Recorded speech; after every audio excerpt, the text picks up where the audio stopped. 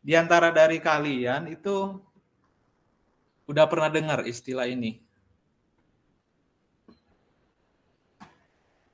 Belum, Pak. Belum, Pak. Dalam bahasa Inggris itu Classroom Action Research. Udah ada? Yang udah pernah dengar, kecuali hari ini ya, saya kasih nilai. Saya kasih nilai. Nggak pernah dengar ya? Ya udahlah. Kayaknya pernah, Pak, yang langsung 2 jalan itu ya, Pak. Maksudnya penelitian sama melakukan apa gitu. Bukan ya? Penelitian sama melakukan apa itu maksudnya? Bentar, Pak, saya juga bingung.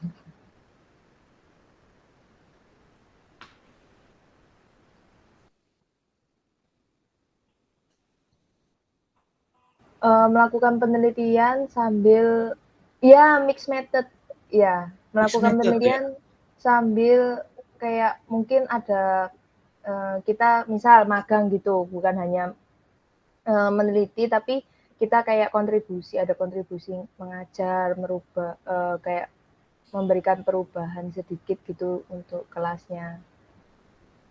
Oh iya betul. Ada kata-kata kunci yang kutangkap dari Ripka ya. Jadi ada mixed method ya, sama ada upaya untuk adanya perubahan di dalam kelas ya. PTK ini itu dulu paradigmanya itu tahun lawas lah ya, 1940-an. Namanya tokoh yang terkenal Kurt Lewin ya. Nah, Kurt Lewin ini dia itu seorang Yahudi ya. Pada zaman Nazi Jerman dulu, dia mengungsi ke Amerika dan dia bekerja sebagai seorang psikolog sosial. Nah, salah satu temuannya adalah dia berteori begini, teman-teman. Dia berteori bahwa seseorang itu akan termotivasi untuk mengerjakan pekerjaannya kalau dia terlibat dalam mengambil keputusan bagaimana harus mengerjakannya. Jadi gitu ya. Jadi dia nggak percaya kalau misalnya Ripka bekerja dalam satu perusahaan, lalu kemudian hanya diberikan job yang tidak disusunnya sendiri, itu diberikan oleh misalnya pemimpin perusahaan gitu. Lalu Ripka ngerjain. Dan biasanya itu nggak maksimal hasilnya. Nah, Kurt Lewin berteori bahwa orang-orang akan termotivasi. Jadi punya passion yang besar dengan pekerjaannya kalau dia terlibat untuk menyusun bagaimana harus mengerjakannya.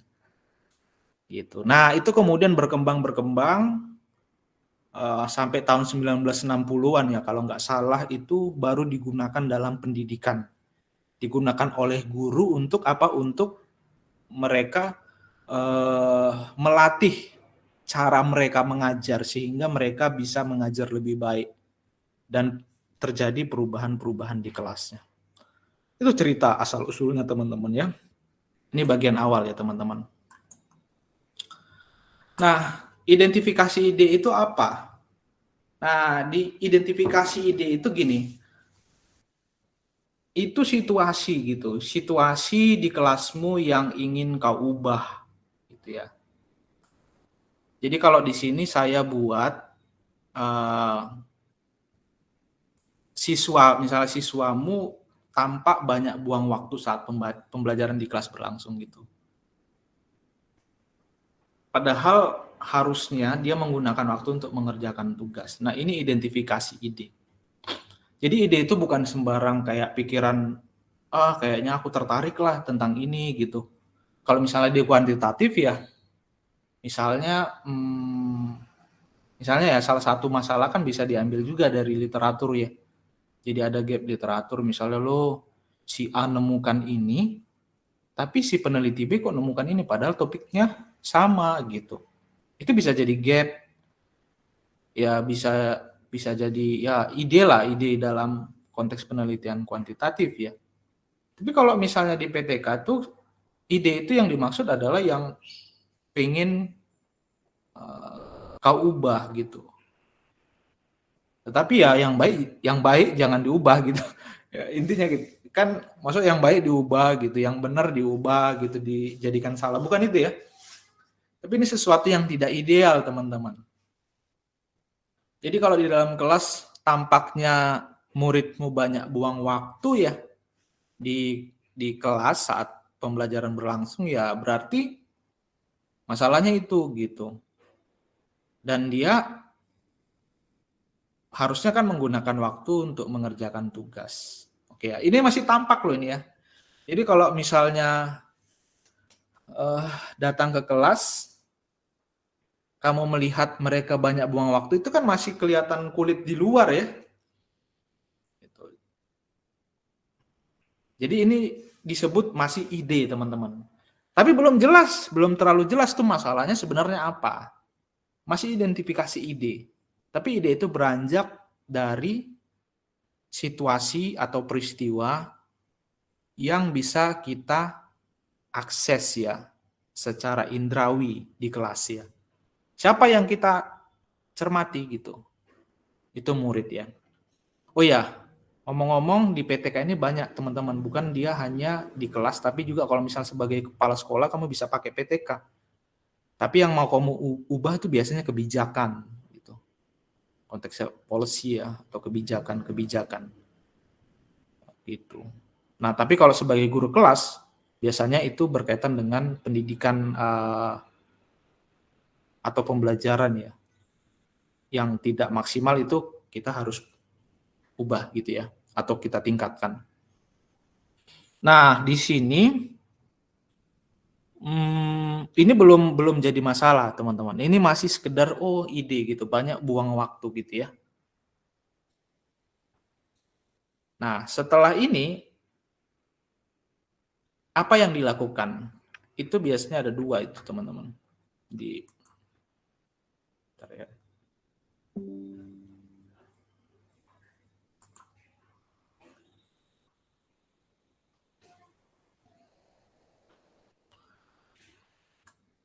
Yaitu mengumpulkan dan menjelaskan fakta-fakta. Ya. Jadi pokoknya di bagian awal dari PTK, teman-teman harus menemukan ide dulu. Ya tadi ya. Membuang-buang waktu itu contoh aja. Kan banyak ya mungkin persoalan-persoalan di dalam kelas yang kamu temui.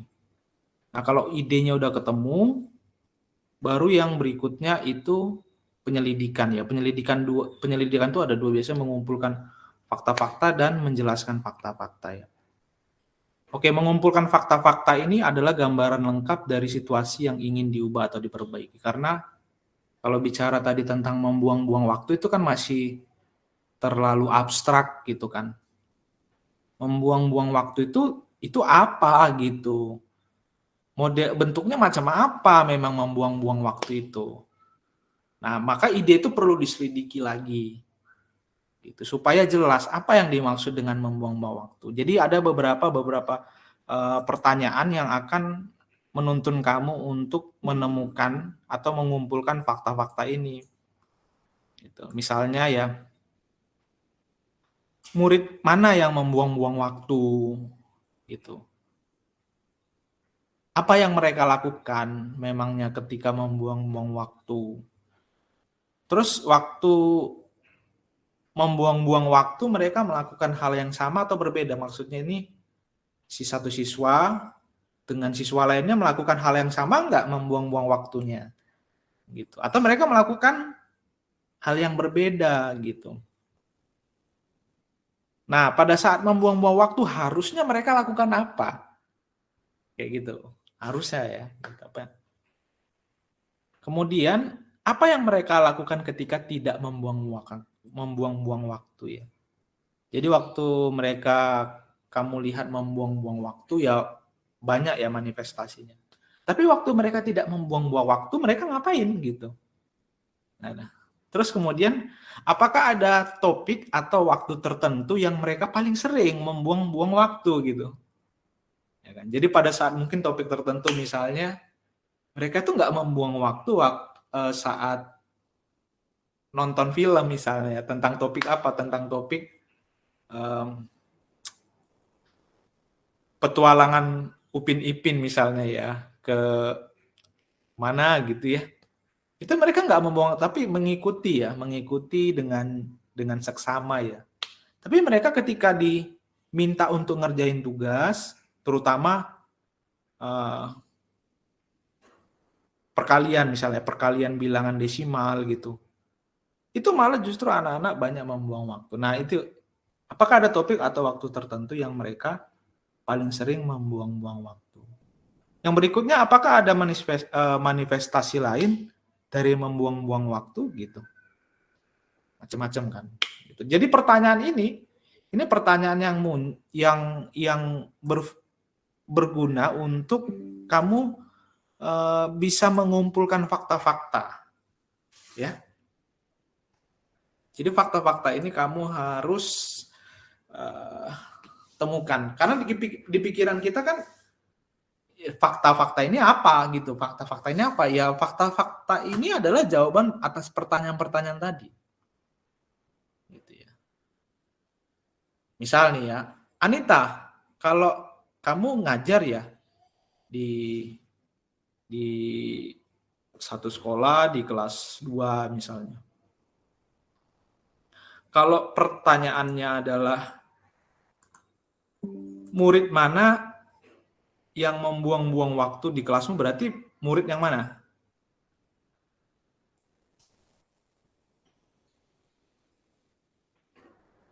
Yang nggak memperhatikan. Yang nggak memperhatikan itu maksudnya itu yang mana gitu yang nggak memperhatikan? Murid kelas 2, Pak. Murid kelas 2 yang nggak memperhatikan. Apakah sebagian aja? Atau 1-2 saja? 1-2 biasanya, Pak. 1-2. Atau murid kelas 2, 10 dari 30 siswa. Bagus nih deskripsinya. Kelas 2, misalnya 10 dari berapa tadi? 30, Pak. Misalnya murid mana gitu. Lalu kamu identifikasi si bla bla bla bla bla bla gitu kan. Oke. Nah, setelah kamu identifikasi muridnya siapa, terus yang mereka lakukan apa ketika membuang-buang waktu? Dari si 10 muridmu tadi. Apa yang mereka lakukan? Pergi ke kantin mungkin. Pergi ke kantin ya. Banyak alasan ya, Bu.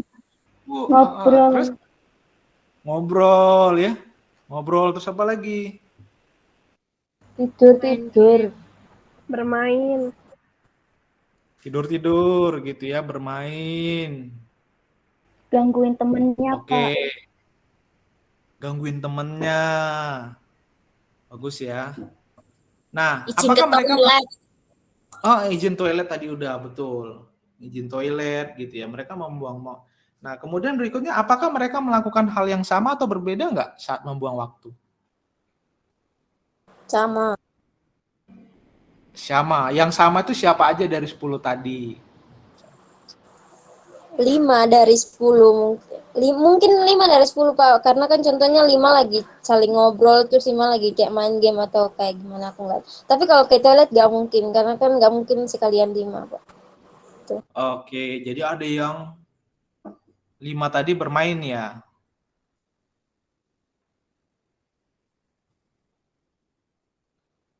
Maksudnya ini Halo? melakukan sama itu dalam jangka waktu yang gimana, Pak? Maksudnya dia terus-terusan gitu atau maksudnya nanti ada berubah gitu? Misal dia habis main sama temennya terus izin ke toilet lama banget atau gimana, Pak? Pada saat itu tuh harusnya mungkin mereka kegiatan membaca selama 30 menit misalnya ya, atau 20 menit lah ya, terlalu lama. Misal 20 menit diminta oleh gurunya untuk membaca gitu. Ya, namanya membaca ya, namanya membaca. Tapi sebagian dari mereka itu ganggu teman-temannya gitu. Jadi di dalam rentangan waktu itu yang harusnya membaca, mereka malah mengganggu teman-temannya. Oh, Nah, apakah mereka melakukan hal yang sama waktu membuang waktu? Membuang waktu itu berarti ya itu mereka nggak membaca gitu. Tapi ada bentuk lain yang mereka lakukan aktivitasnya. Misalnya apa? mungkin 3 dari siswa habis menggarai temennya itu izin toilet bareng-bareng, terus lama baliknya. Ya kan? 3 dari mereka itu nggak tahu hampir 5 menit bersamaan mereka di luar kelas gitu ya. Tadi kan permisi ya ke toilet gitu. 2 dari mereka gangguin temennya misalnya. Bagus ya gitu. Jadi begitu teman-teman. Kita bisa identifikasi fakta-faktanya. Apa yang harus mereka lakukan saat membuang-buang waktu? Jadi kita ambil contoh satu momen itu adalah mereka melakukan kegiatan membaca ya, gitu ya. Mereka harus lakukan itu. Apa yang mereka lakukan ketika tidak membuang-buang waktu misalnya?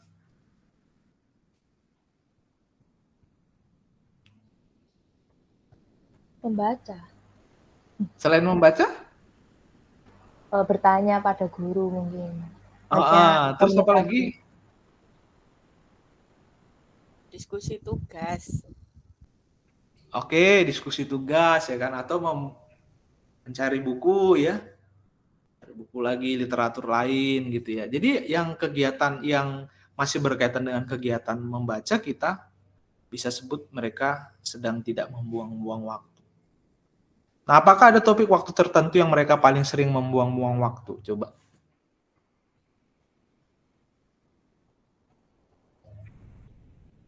Kalau jam kosong. Misalnya Kalau apa? gurunya kan kalau misalnya gurunya gurunya nggak masuk, terus habis itu kayak kalian kerjain tugasnya ini ya gitu, tapi murid-muridnya itu banyak nggak ngerjain tugas, malah kayak main. Ntar lah kan dikumpulnya masih minggu depan kayak gitu. Oh, jadi karena kayak nggak ada kegiatan gitu maksudnya ya, pas. Ya waktu gurunya yang harusnya masuk tapi gurunya nggak masuk, tapi gurunya ngasih tugas. Itu kan paling sering. Iya, iya, iya, iya. Jadi pada saat sebenarnya jam pelajaran tapi guru nggak ada di kelas, mereka paling sering ya di waktu jam kosong. Oke, kalau topik tertentu ada nggak mereka misalnya? Paling.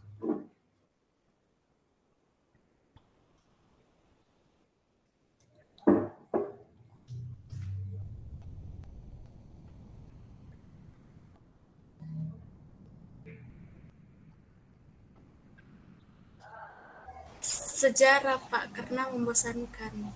Oh iya, misalnya ya, baca buku sejarah misalnya, misalnya tentang ya nggak enak ceritanya gitu ya.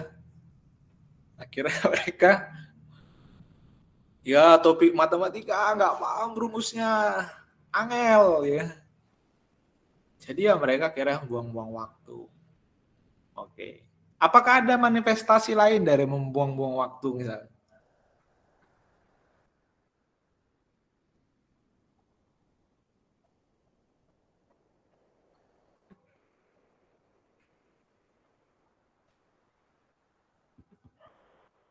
Apa ada manifestasi lain atau bentuk lain dari membuang-buang waktu?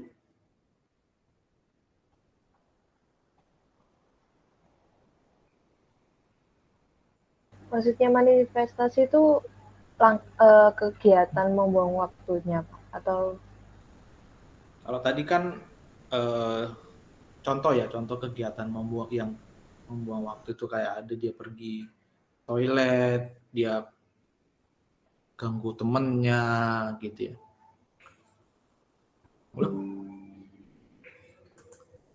Nah, Itu contohnya. Tapi kalau ini manifestasi lain dari membuang-buang waktu gitu ya. Apa membuang-buang waktu itu ada nggak manifestasi lain itu maksudnya bentuk lainnya ya. Bentuk lain. Jadi kamu kan sudah punya apa ya penjelasan ya atau definisi atau pemahaman tentang membuang-buang waktu itu apa gitu. Kalau tadi itu adalah kegiatan yang di luar dari kegiatan membaca misalnya ya. Tapi ada nggak kelihatan yang selain di luar kegiatan membaca tadi yang kamu sebutkan itu tadi apa ya? Main-main, toilet, terus apa lagi tadi? Mengganggu teman. Ada lagi nggak manifestasi lain dari membuang-buang waktu? Ke UKS, Pak. Bolos. Bolos ya. Bolos itu kan nggak masuk, absen. Itu nggak? Ya, Membuang-buang waktu ya. Pura-pura sakit, Pak. Mungkin pura-pura sakit terus bawa ke UKS. Pengalaman ya. Kayaknya ini pengalaman. Wah. Pengalaman ya pura-pura sakit supaya bisa tidur di apa namanya itu di kasur di UKS ya. Tapi dulu itu di SMA itu sering dilakukan. Aku SD masih baik dulu. SD masih baik, SMP mulai terkontaminasi, baru SMA mulai menyebarkan virus aku. Aduh. Nah, SMA-nya baru bertobat. Ya kan? Nah ini teman-teman ya. Jadi pertanyaan kayak gini mesti dibuat untuk mengumpulkan fakta tadi. Karena kan kamu menemukan bahwa siswamu itu adalah siswamu itu banyak buang waktu saat pembelajaran di kelas berlangsung. Oh ya, aku perlu ingatkan ya, kalau kamu melakukan PTK saat mahasiswa, misalnya ini kamu jadikan sebagai jenis penelitian di tugas akhirmu, maka yang menjadi pelaku atau pelaksana dalam tindakan ini nantinya adalah guru ya. Bukan kamu teman-teman. Gitu. Dan dalam mengerjakan ini berarti nanti kamu sebagai peneliti harus berkolaborasi. Berkolaborasi itu sama-sama menyusun nanti sama-sama nanti menegakkan apa problemnya bersama dengan guru, sama-sama dengan guru juga menyusun rencana tindakannya gitu. Dan kamu sebagai observer nanti untuk melihat bagaimana si guru melaksanakan tindakan yang kalian sudah rancang gitu. Jadi dalam hal ini selama kamu sebagai mahasiswa ya kamu tidak diperkenankan untuk melakukan atau melaksanakan tindakan gitu. Mengapa demikian? Karena dalam hal ini yang praktisi. Jadi ini sebenarnya jenis penelitian itu tadi mengimprove skill seseorang untuk mengajar. Maka dalam hal ini yang kamu mau lihat bagaimana satu tindakan itu mengimprove si guru, yang dalam hal ini praktisi yang sebenarnya ya, untuk meningkatkan proses pendidikan dan pembelajaran yang dilaksanakannya di sekolah atau di kelasnya. Gitu ya. Jadi ini catatan teman-teman ya. Sekali lagi, pelaksana tindakan adalah guru dan kamu selama dari awal sampai akhir mesti berkolaborasi dengan guru untuk melaksanakan tindakan ini. Berbeda ya dengan eksperimen. Kalau penelitian eksperimen itu tidak, ya kamu tidak perlu minta untuk guru harus ya melaksanakan treatmentnya, bukan ya disebut dengan treatment lah ya, perlakuan. Kamu bisa langsung melakukannya. Tapi kalau di PTK tidak. Baik ya. Nah, setelah kamu mengumpulkan fakta-fakta, yang kedua adalah menjelaskan fakta-fakta situasinya. Ya, tadi kamu mengumpulkan, sekarang kamu harus jelaskan fakta-fakta di situ ya. Nah, ada dua caranya teman-teman untuk mengumpulkan menjelaskan fakta-fakta itu, yaitu brainstorming dan pengujian hipotesis. Wah, kok cepat ya? Nah, mungkin pertanyaan kamu, loh kok cepat di sini kok langsung nguji hipotesis? Kalau di kuantitatif kan langsung di apa ya? Ya setelah lengkap ya bab 1 bab apa ya? Metodenya udah lengkap semuanya baru diuji ya hipotesisnya gitu ya. Wah, ini kok langsung dari brainstorming kok udah pengujian hipotesis. Nah, ini saya kutip ya dari John Elliot ya. Saya udah kasih link bukunya teman-teman. Jadi silakan supaya nambah kepusingan kalian. Jadi baca bukunya John Elliot ya. PTK untuk Action Research untuk perubahan pendidikan ya. Cukup bagus ya, cukup rinci. Walaupun buku lawas ya. Tapi saya suka dengan panduan dalam pelaksanaan PTK yang ditulis di bukunya. Silakan dibaca itu. Nah, untuk menyelidiki dari fakta-fakta yang sudah kita kumpulkan ya, kita harus melakukan dua hal ini, brainstorming dan pengujian hipotesis. Apa yang dimaksud dengan brainstorming itu? Brainstorming itu teman-teman adalah kegiatan atau upaya kamu untuk melihat apa saja faktor yang mempengaruhi, bukan mempengaruhi, ya bisa disebut dengan, tapi kata mempengaruhi ini beda ya maknanya ya, atau bukan disebut mempengaruhi, apa saja yang berhubungan dengan fakta tadi. Fakta tadi membuang-buang waktu ya, benar ya. Misalnya kita ambil satu contoh tadi gitu. Nah, kegiatan brainstorming adalah kegiatan di mana kamu memikirkan ya dengan mendalam fakta-fakta yang kamu temukan di kelas itu berkaitan atau berhubungan dengan faktor-faktor apa saja. Ada banyak macam-macam gitu ya. Banyak macam-macam. Jadi di satu fakta ini ada mungkin faktor ini, faktor 2, faktor 3, faktor 4, faktor 5, dan seterusnya. Banyak ya. Nah, saya kasih contoh ya. Misalnya, tadi kita pakai membuang-buang waktu ya. Nah, pertanyaan yang bisa kita munculkan untuk membantu kita melakukan brainstorming adalah why dan how ya. Kenapa dan bagaimana? Oke, nah sekarang kita mau lihat dulu. Kalau tadi kegiatannya, kita identifikasi idenya apa tadi? Membuang-buang waktu ya. Membuang-buang waktu. Cuma itu kan masih gejala di luar teman-teman. Gitu ya. Gejala di luar tuh gini ya. Aku coba hentikan dulu ya. Misalnya, kamu coba tebak ya misalnya ya. Kamu coba tebak, aku kayak gini.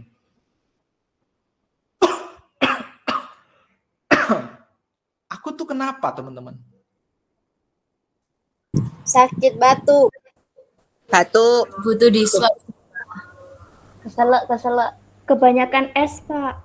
Loh, aku tanyanya kenapa loh ya, bukan aku kan Batuk. batuk kan ya memang batuk gitu. Loh ini kan memang batuk.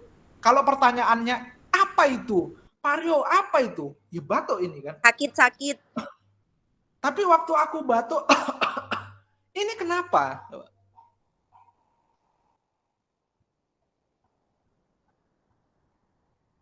Coba. Kamu lihat aku batuk kan? Maksud ada ininya aku lagi nyanyi, nggak mungkin aku lagi nyanyi. Ini pasti batuk kan. Jadi apa itu? Ini adalah batuk gitu. Tapi kenapa aku batuk? Coba. Keselak. Tenggorokan gatal, Pak. Kebanyakan main Tenggorokan HP. gatal, ada yang bilang tenggorokan gatal. Kebanyakan minum. Kebanyakan main HP, apa lagi? Fakta, Pak. Akan minum es, Pak. Apa?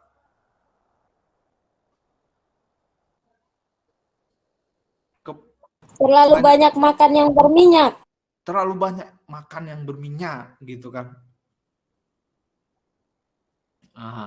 Macam-macam loh ya. Ya kan? Jadi kamu bisa paham ya, kalau ini masih yang kamu lihat tuh cuman batuk, cuman why-nya itu kan belum tahu. Ya kan? Waktu aku batuk, kamu tahu nggak kalau aku sedang sebenarnya kasih kode sama Lovrinda supaya apa? Supaya ngasih air minum gitu kan.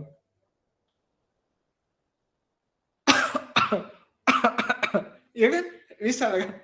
Padahal kamu macam-macam tadi ya kan untuk menemukan jawaban kenapa Pak Rio batuk gitu. Caper. Padahal sebenarnya aku cuman mengasih kode sama Lovrinda. Mana minumnya? Kok udah 30 menit di sini kok nggak ada minumnya? Ambil. Jadi macam-macam kan gitu. Nah, kita berupaya untuk menemukan apa yang sebenarnya terjadi di balik fenomena yang kelihatan tadi. Ya. Jadi kalau kita lihat tadi si apa? Membuang-buang waktu itu cuman kulit luarnya aja. Ya kan? Tapi kenapa itu mereka membuang-buang waktu macam-macam kan? Kalau di sini kamu bisa lihat apa? Apa saja misalnya. Ada faktor 1 ya. Kamu nanya ke siswanya, kok kamu itu suka ganggu teman-temannya? Kenapa, Nak? Males, Bu. Pelajaran sulit. Aku nggak ngerti katanya, misalnya gitu kan. Itu dari kata siswanya. Terus kamu tanya lagi kolegamu atau guru yang di situ kan. Mereka tuh kok Bu sering ya buang-buang waktu. Kenapa ya? Aku lihat kayaknya mereka lebih tertarik dengan game. Pokoknya hampir setiap waktu itu, entah kapan tuh mereka main game loh. Jadi game tuh lebih menarik gitu. Itu faktor 2 ya kan. Ada lagi faktor 3. Kamu datengin dosen namanya Pak Franky misalnya. Dia ahli ya. Ahli manajemen ya. Manajemen karena dia dikenal dengan dosen yang sangat disiplin dan dia mempunyai buku ya. Buku yang telah dipublikasikan secara internasional bagaimana disiplin dalam konteks kerajaan Allah misalnya. Lalu kemudian kamu mendapatkan pernyataan dari Pak Franky.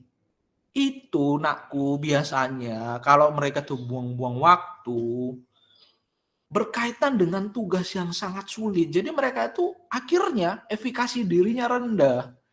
Gitu. Kenapa? Karena selalu berulang tugas yang sulit diberikan kepadanya agar mereka merasa minder.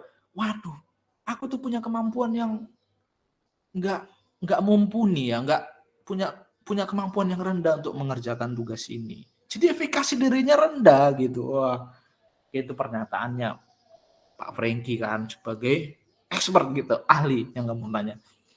Ada lagi faktor keempat. Wah, kamu nggak percaya dengan Pak Franky misalnya kan, aku coba cari lagi dengan membaca buku-buku lainnya gitu. Ternyata makin sulit suatu konsep dipahami itu makin cepat murid beralih pada aktivitas yang lebih menyenangkan baginya misalnya. Kamu temukan itu faktor 4. Kalau kamu lagi masih belum puas untuk carinya, mengapa? Temukan lagi faktor lain-lainnya dari berbagai sumber lain. Nah ini kegiatan brainstorming yang pertama teman-teman. Mencari jawaban atas pertanyaan kenapa anak-anak lebih sering ya membuang-buang waktu gitu ya.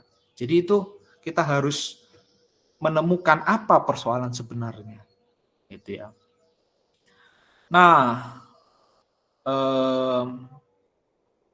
kalau dari setiap faktor ini kira-kira apa kesimpulanmu teman-teman? Persoalan yang dialami oleh muridmu.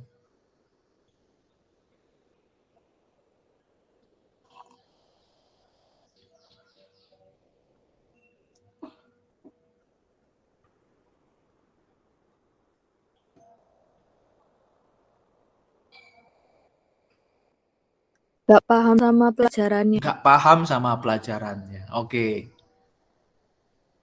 Apalagi? Merasa bosan. Merasa bosan. Merasa gagal ya? Bosan, Pak. Bosan ya? Bosan, merasa gagal. Apalagi?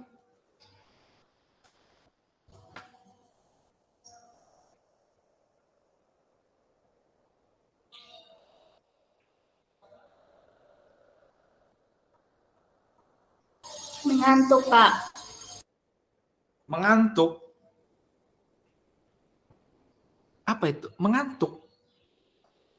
Ngantuk, Pak.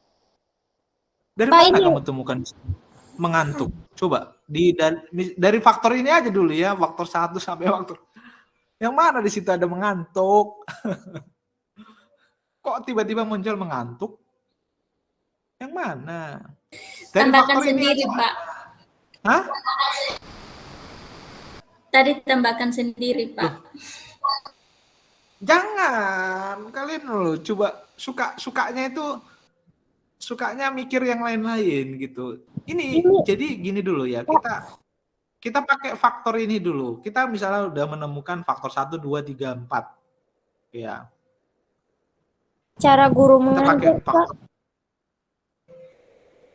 cara guru mengajar. Iya, mungkin kayak caranya kan mungkin membosankan, Pak. Jadi kayak anak-anak nggak suka.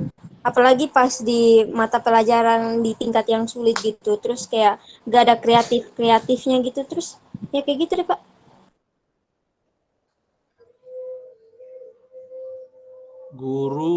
Cara guru membosankan. Jadi mereka membuang-buang waktu. Tapi ya gimana? Kan biasanya kalau guru ngajar terus anak-anak kayak gak suka dengan cara guru mengajar itu kan pasti buat mereka cepat jenuh, bosan dan lain-lain. Akhirnya kan mereka saling ngobrol satu sama lain, terus kayak main sendiri gitu, beraktivitas sendiri gitu. Akhirnya kan mereka membuang-buang waktu mereka karena kan ya menganggap bahwa itu percuma itu. Kayak gak paham aja cara gurunya itu menjelaskan, Pak, gitu. Oke. Yang lain?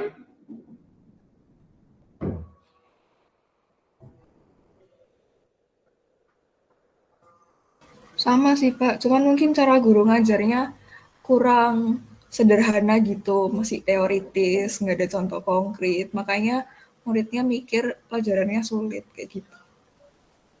Nah, di sini ada lompatan logika sepertinya ya. Misalnya gini loh ya. Misalnya gini ya. Gimana ya? Tak bilang ya.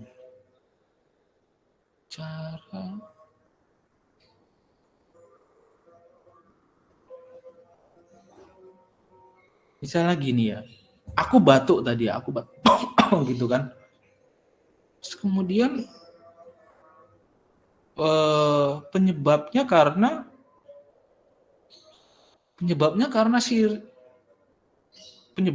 si Lovrinda gitu. Si Lovrinda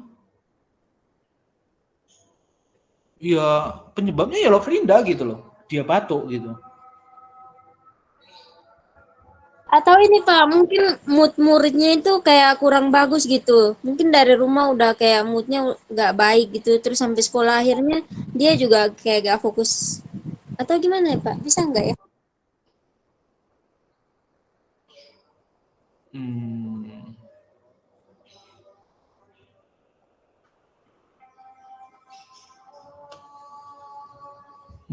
Kalau moodnya itu apa? Nah ini sering bahasa-bahasa yang muncul itu kan bahasa yang memberikan bisa banyak definisi ya. Itu mood apa ya? Maksudnya kalau mood itu apa? Mood itu Lagi gitu. sedih, soalnya habis dimarahin mama pagi. Terus akhirnya nggak mood buat belajar. Hmm. Em, maksud saya gini loh, kita memang harus taruhkan faktor-faktor gini ya. Jadi gini, yang kalian ucapkan tadi itu boleh-boleh aja, tapi gini, dia harus dimasukkan dalam faktor-faktor semacam ini gitu untuk sebagai pilihan-pilihan kita menemukan jawaban mengapa atau kolaborasi dari berbagai faktor ini akhirnya kita menemukan jawaban mengapa. Misalnya gini, kalian coba plototin aja faktor 1, 2, 3, 4 yang di depan ini, di depan layar. Coba kalian menyimpulkan kira-kira jawaban untuk mengapa mereka membuang-buang waktu ini apa kira-kira?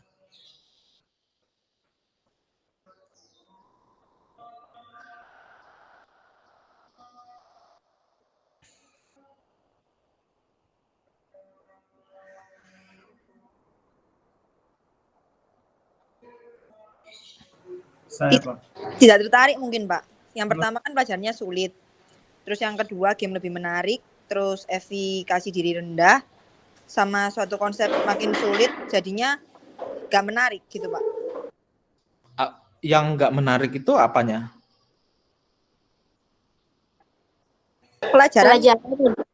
Pelajarannya tidak menarik. Oke, baik.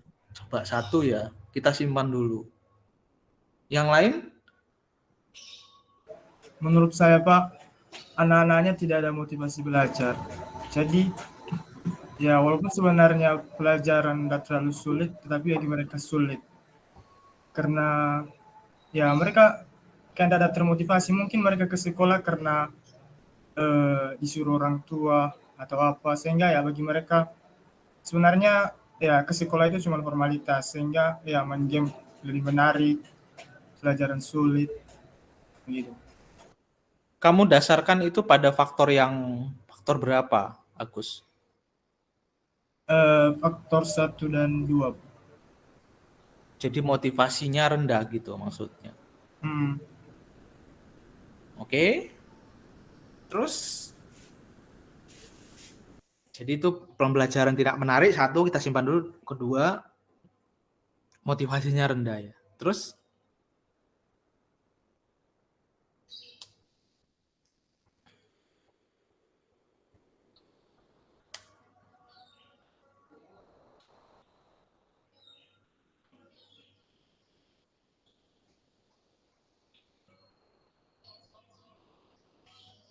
Cara mengajar gurunya yang kurang, maksudnya yang kayak kan sudah sulit, terus ditambah kayak gurunya itu suka marah-marah kalau misalkan anak nggak bisa jawab. gitu ya.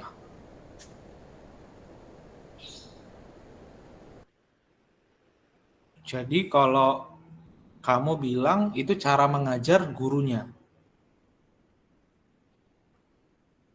Iya, dari gurunya. Yang buat mereka buang-buang waktu ya. Itu didasarkan pada apa? Dari faktor mana?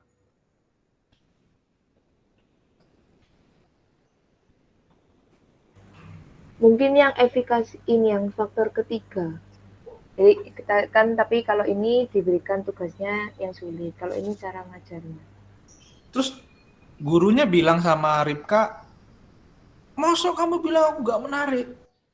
Aku loh, guru terbaik se-Indonesia. Kamu lihat pialaku loh di rumah banyak. Aku guru paling kreatif di Indonesia loh. Kok kamu bilang aku tidak menarik pembelajaranku?" Soalnya ibunya marah-marah, bapaknya marah-marah. Kok nyalain aku lagi sih, Rip? Kok kamu nyalain aku ya? Jadi ini semua salah aku ya, Rip? Loh kan jadi ada tekanan batin, Pak, malas belajar gitu. Kalau gurunya marah. Kalau kamu nyalahin aku, Ripka, kamu jangan penelitian di iya. sekolahku ya. Pergi kamu sana. Atau kasih masukan, Pak. Hah? Kasih masukan. Kalau apa namanya kan zaman semakin berkembang. Meskipun ibunya Ada catatan. dapat piala. Ada catatan gini teman-teman. Ada catatan begini. Waktu kamu datang ke sekolah, ini benar-benar perlu kami hindari, gitu. Karena kita mesti fokus itu memperbaiki apa ya, objeknya ya, bukan subjeknya. Nah, kalau kamu bilang, yo salahmu Bu, cara ngajarmu lo, kamu marah-marah lo Bu. Nah, kamu berusaha memperbaiki subjek di situ. Nah, terutama dalam penelitian, ya ini bisa disebut, bisa penelitian sosial ya, gitu ya, secara psikologi sosial. Siapa sih yang mau disalah-salahin ya, gitu kan, apalagi guru. Jadi memang kita mesti menghindari, makanya kalau kamu di penelitian, apapun misalnya mau buat publikasi ya, laporan penelitian, pasti kamu sungkan kan untuk menjelek-jelekkan sekolahnya kan. Siapa sekolahnya yang mau disalahin? Siapa yang guru mau dianggap jelek ngajarnya gitu. Walaupun realitanya jelek loh ya, misalnya gitu kan. Tapi nggak ada yang mau disalahin kan, atau dijelek-jelekin kan. Nah, dalam hal ini karena tugasmu berkolaborasi dengan guru, kamu mesti hindari salah-salahin caranya ngajar guru. Mesti menghindari itu. Gitu, makanya di sini kita mesti fokus aja terhadap fakta yang kamu temukan gitu ya. Nah tadi satu ya kita coret ya, cara mengajar guru memang kita mesti blacklist gitu ya untuk menuliskan sebagai akar persoalannya, bukan itu. Dan memang bukan itu teman-teman, walaupun memang real cara ngajarnya guru cara ngajar gurunya jelek, tapi secara mungkin teori itu tidak lebih menjelaskan mengapa ini muncul gitu, enggak gitu ya. Bukan salah gurunya gitu, bukan salah gurunya gitu ya. Nah, di sini teman-teman coba tadi bisa saja ya yang dua dikatakan teman kamu tadi ya. Satu, pembelajaran itu dianggap tidak menarik ya. Akhirnya mereka cenderung memilih aktivitas lain dan membuang waktunya di situ. Yang kedua ada motivasi rendah ya. Motivasi rendah gitu ya, bisa sebagai jawaban. Ya, jadi di kulit luarnya aja membuang-buang waktu. Cuma di dalamnya itu, di balik ini, motivasi mereka mungkin rendah. Gitu kan. Nah, di balik mereka membuang waktu, mereka punya gambaran pembelajaran yang amat sangat sulit gitu, yang tidak menarik. Gitu. Nah, tapi dalam atau di sini kamu kelewatan, di sini kamu nggak mengakui apa yang disampaikan Pak Franky loh sebagai pakar. Kamu kok menolak Pak Franky ya usulannya? Kamu tidak boleh begitu. Kamu harus mengutamakan expert ini. Efikasi diri ya, itu misalnya kayak gitu ya. Itu efikasi diri itu kan satu terminologi yang sering muncul ya di pendidikan atau psikologi. Gitu ya. Nah, kalau orang efikasi dirinya rendah, maka ya itu tadi nggak termotivasi untuk ngerjain tugas yang diberikan biasanya. Nah, teman-teman, kalau misalnya kamu buat dua tadi, maka kamu harus menemukan terminologi yang umum ya, baik itu di pendidikan atau psikologi, terhadap kata membuang-buang waktu ya. Jadi membuang-buang waktu itu sebenarnya dibaliknya ini, itu tugas dirasa bagi murid ya, ini bukan tugas, ada tambahan nih, tugas dirasa sulit bagi murid untuk dikerjakan. Nah, ketika ini teridentifikasi ya, baik itu dari kata siswanya sendiri, gitu ya.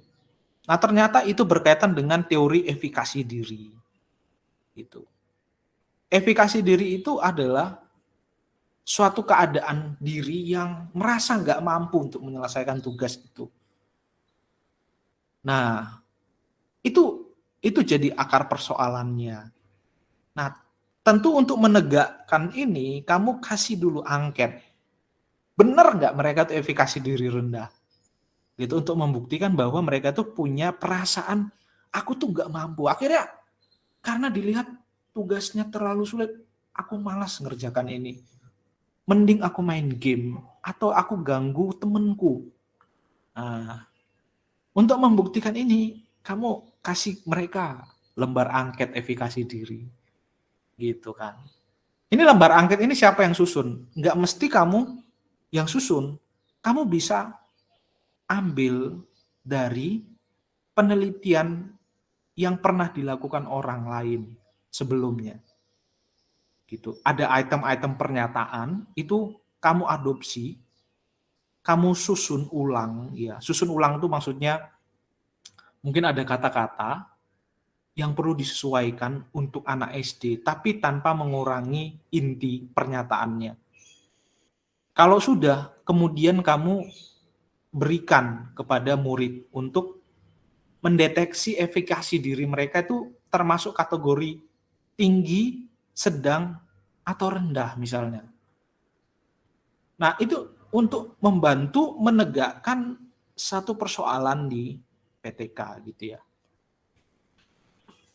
Nah, kalau kemudian kamu menemukan mengapa mereka membuang-buang waktu, ternyata walah efikasi dirinya rendah. Gitu ya. Atau mungkin motivasinya rendah tadi ya, misalnya Agusman tadi. Motivasinya rendah gitu untuk ngerjain apa-apa. Kamu tes dengan lembar motivasi. Bener nggak motivasi mereka rendah? Gitu loh. Ya nggak? Gitu. Jadi untuk menegakkan diagnosanya, persoalannya. Nah, sampai di sini paham ya, untuk melihat di balik gejala yang kita kelihatan ini, itu ada persoalan sebenarnya itu apa? Bisa ya, paham ya? Untuk brainstorming yang awal ya, untuk menjawab mengapanya. Bisa ya? Sampai di sana ada pertanyaan enggak?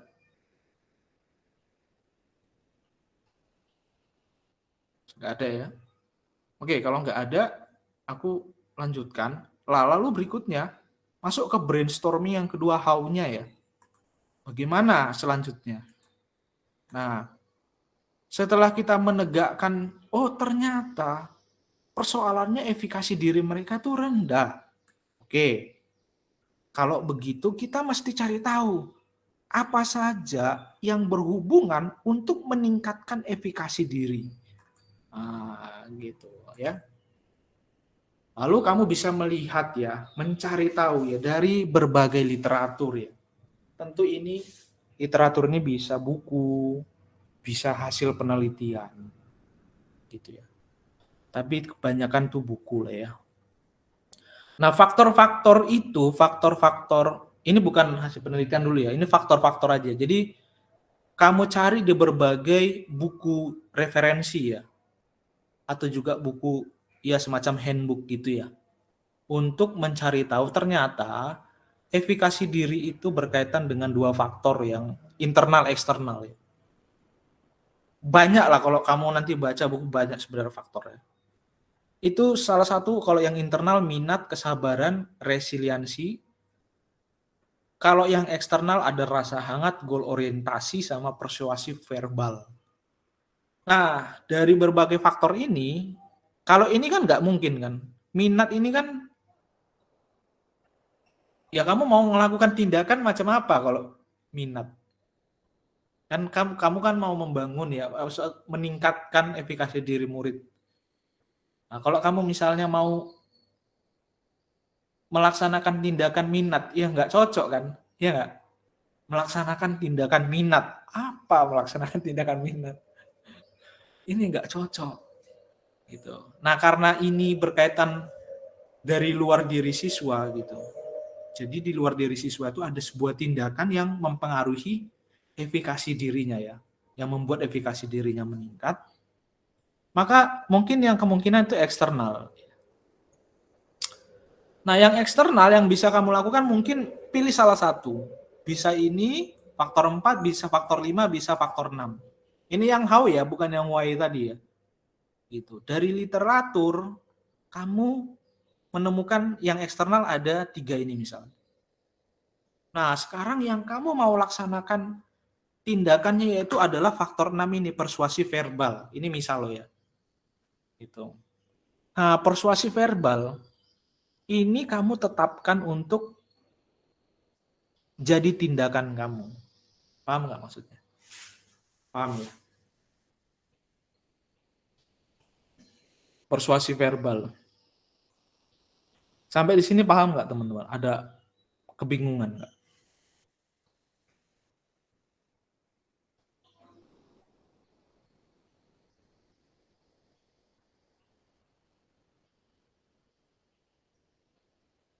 Oke, jadi ini terjawab ya, tidak ada ya. Kayaknya nggak ada yang bingung teman-teman. Jadi brainstorming yang kedua ini how-nya bagaimana, yaitu tindakannya itu persuasi verbal. Nah,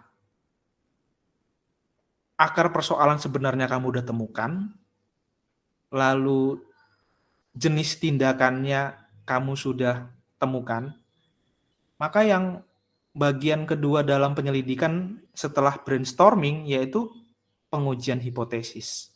Nah, yang dimaksud pengujian hipotesis adalah gini, kalau kamu udah nemukan tindakan ini, persuasi verbal, berarti ada hipotesis yang kamu hasilkan, teman-teman. Apa itu? Dari literatur, kamu menemukan bahwa persuasi verbal itu dapat meningkatkan efikasi diri. Itu hipotesis. Paham maksud saya ya? Hipotesis kan jawaban sementara kan? Ya nggak? Jawaban sementara ya terhadap pertanyaan ya, pertanyaan kita tadi itu kan bagaimana caranya ya? Bagaimana caranya untuk meningkatkan efikasi diri gitu ya. Maka jawaban sementaranya adalah ya pakai persuasi verbal. Tindakan persuasi verbal itu dapat meningkatkan efikasi diri murid sekolah dasar misalnya, murid anak-anak usia dini misalnya.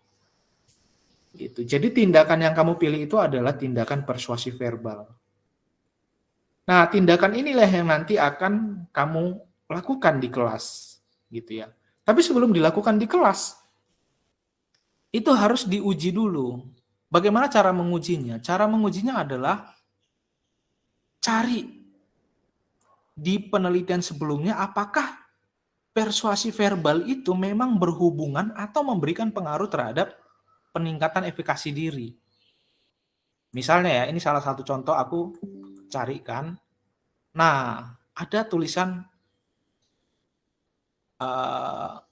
Amanda dan temannya ya, Christopher ya. Oke. Nah, di sini dinyatakan bahwa persuasi verbal itu dapat meningkatkan efikasi diri gitu ya.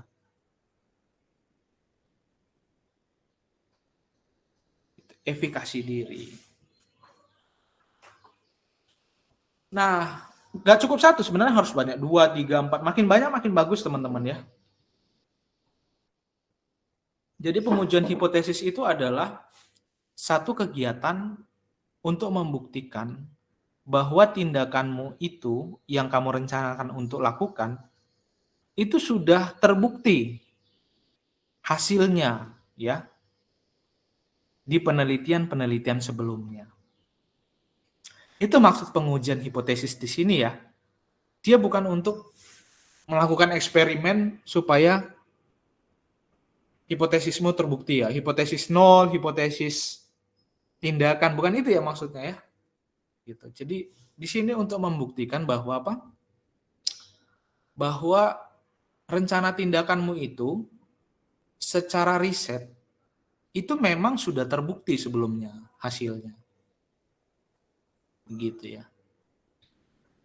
Nah, kalau sudah selesai ya, kamu menemukan semua bukti-bukti riset yang membuktikan efektivitas hasilnya terhadap efikasi diri atau akar persoalan kamu, berarti kamu udah mantap di identifikasi ide dan penyelidikan. Ini bagian paling awal, paling dasar untuk kamu menyusun rencana tindakan, gitu ya. Nah, di bagian ini, kalau sudah lengkap, itu jadi panduan kamu untuk menyusun rencana tindakan berikutnya. Gitu. Aku nggak tahu apakah ini sulit bagimu atau mudah untuk kamu pahami. Tapi begitulah untuk bagian awal ya, dalam penyusunan penelitian tindakan kelas. Identifikasi ide. Sudah tahu teman-teman bagaimana caranya? Melakukan penyelidikan juga dalam penelitian tindakan kelas.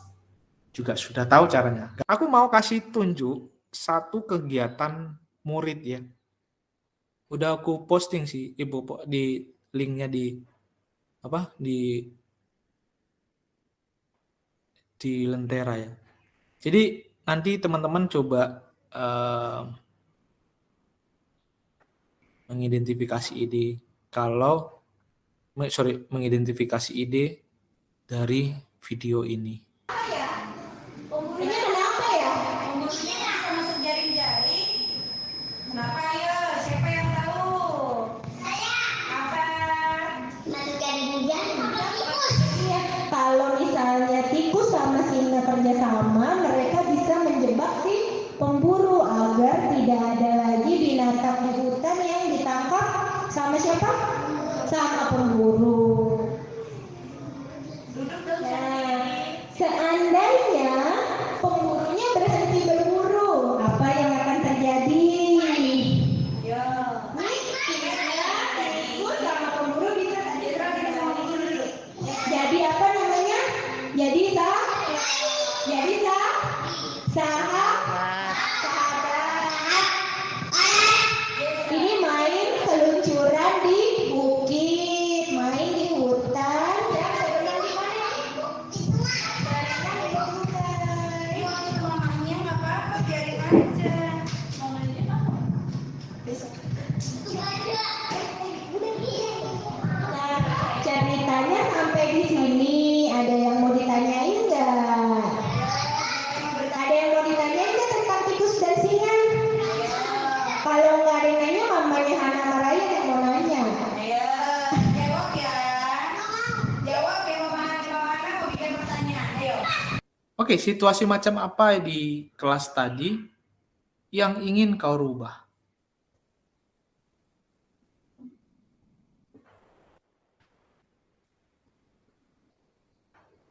Tidak perlu pakai mic. Tidak perlu pakai mic. Ya, Tidak perlu pakai mic. Situasi apa yang ingin kau rubah? Tidak perlu pakai mic. Oke, kita simpan aja dulu ya. Situasi apa yang ingin kau rubah tidak perlu pakai mic. Saya Pak, mau coba. Oke. Kalau saya Pak kan tadi di video itu ada satu anak itu kan nggak fokus, tapi kayak guru-guru itu nggak memperhatikan dia gitu kan. Jadi situasi yang harus diubah tuh guru itu harus memperhatikan semuanya gitu. Apalagi lihat anak yang tidak fokus itu harus dibantu untuk kembali fokus gitu. Jangan ya kayak gitu aja Pak.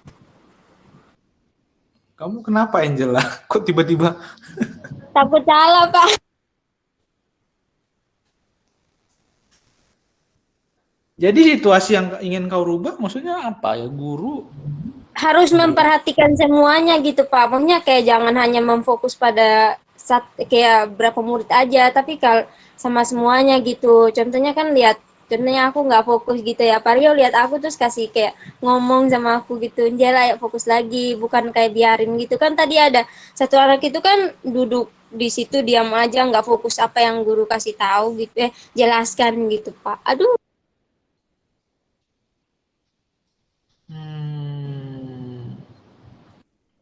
Teman-teman, situasi yang ingin dirubah, berarti kan situasinya kan situasi yang nggak idealnya itu apa?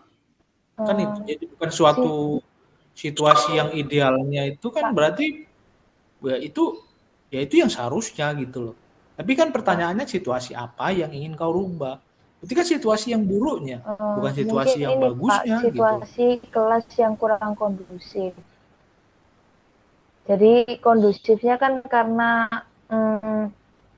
ya rame gitu kan Pak. Maksudnya kan banyak anak yang menjawab. Nah mungkin gurunya bisa salah satu menunjuk gitu. Biar enggak semuanya. Jadi itu kan semua jawabannya kayak misal gurunya tanya ke semuanya. Jadi makanya gaduh. Terus saya lihat peran guru yang satunya itu kayak kurang gitu. Maksudnya kurang agak membantu. Terus juga karena nggak kondusifnya itu juga karena mungkin terlalu keras suaranya. Jadi makanya kayak ruangannya kecil tapi bising gitu. Kalau ini bagus, ada situasi yang ini loh, situasi apa yang ingin kau rubah, berarti situasi jeleknya dulu yang tidak ideal kan mesti ketemu dulu kan. Nah, yang tidak ideal itu adalah misalnya situasinya kurang kondusif gitu, kurang kondusif. Nah, itu kan karena kurang kondusif, ya kita memang pengen merubah suasananya gitu, situasinya gitu loh. Jadi karena pertanyaannya kan situasi apa yang ingin kau rubah. Masuk akal Ripka, misal kalau ini ya. Itu kalau tadi Lovrinda kan ya jangan dikasih pakai mic gitu. Nah, itu kan yang idealnya gitu. Kamu kan pertanyaannya situasi apa yang kamu mau rubah gitu. Ya jangan pakai mic lo, itu yang idealnya. Sudah malah kamu udah lakukan, udah ada perubahan kalau itu berarti. Sama jadi juga tadi Angela gitu kan. Angela, situasi apa yang kamu mau rubah? Gurunya harus lebih memperhatikan. Loh, itu ya memang harusnya gitu loh. Yang nggak seharusnya itu muncul apa gitu loh. Ya mereka ternyata kan mengabaikan gitu kan. Semoga menolong. Minggu depan kita akan lanjut topik berikutnya teman-teman. Baik, kalau tidak ada kita tutup dalam kelas. Tapi sebelumnya nanti tolong isi teman-teman ya. Tolong isi di Lentera itu apa yang kalian rasakan setelah satu kelas ini ya. Kelas hari ini ya. Gitu. Di link yang sudah saya cantumkan.